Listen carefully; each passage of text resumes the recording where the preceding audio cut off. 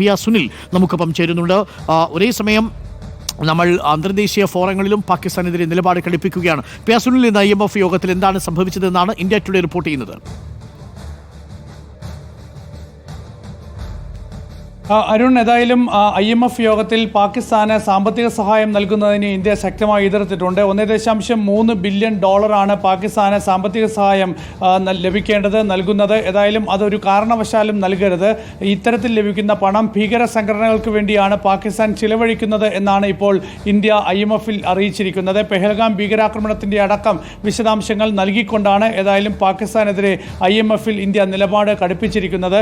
ഏതായാലും ഇന്ത്യയുടെ നിലപാട് ഈ IMF-ൻ്റെ ഈ എക്സിക്യൂട്ടീവ് ബോർഡിൽ രേഖപ്പെടുത്തിയിട്ടുണ്ട്. ഏതായാലും ഇതിൻ്റെ വോട്ടെടുപ്പിൽ നിന്ന് ഇപ്പോൾ ഇന്ത്യ വിട്ടുനിന്ന ഒരു സാഹചര്യമൊക്കെ തന്നെയുണ്ട്. അപ്പോൾ ശക്തമായ പ്രതിഷേധം ഏതായാലും IMF യോഗത്തിൽ പാകിസ്ഥാനെതിരെ ഇന്ത്യ ഉയർത്തിയിരിക്കുകയാണ്. പാകിസ്ഥാനെ സാമ്പത്തികമായി ഒറ്റപ്പെടുത്തിയെങ്കിൽ മാത്രമേ ഇത്തരം ഭീകര പ്രവർത്തനങ്ങളുമായി യോജിച്ച് നിൽക്കുന്ന പാകിസ്ഥാൻ്റെ സമീപനം അവസാനിക്കുകയുള്ളൂ, അല്ലെങ്കിൽ അതിൽ നിന്ന് പാകിസ്ഥാൻ പിന്മാറുകയുള്ളൂ എന്നതാണ് ഇന്ത്യയുടെ നിലപാട്.